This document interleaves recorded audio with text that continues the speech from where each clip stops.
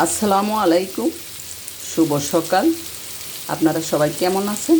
আলহামদুলিল্লাহ, আমি ভালো আছি। আজকে আমি মিষ্টি কুমড়া ভাজা করতেছি। এটা দিয়ে রুটি খাবে। মিষ্টি কুমড়া ভাজার মধ্যে হালকা একটু চিনি দিয়ে দিলাম।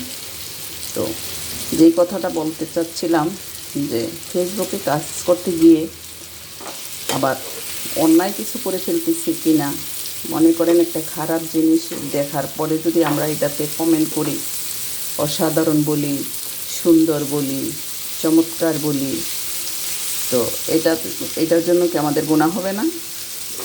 তো আমরা একটু রিপ্লাই কমেন্টের জন্য এই কাজটা না করলেও পারবো।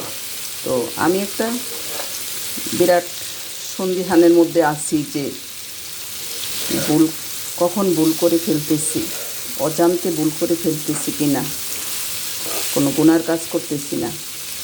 মিজানুর রহমান আজহারি বলেছিলেন যে আপনার একটা শেয়ারে আপনি জান্নাতবাসী হতে পারবেন, আবার আপনার একটা শেয়ারে আপনি জাহান্নামীও হতে পারেন।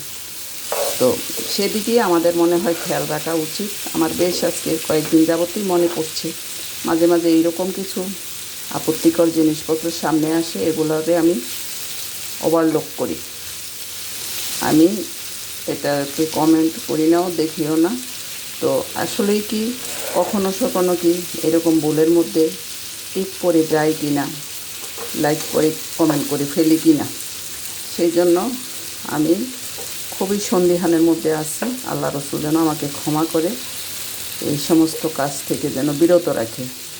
তো আল্লাহ হাফেজ, আসসালামু আলাইকুম।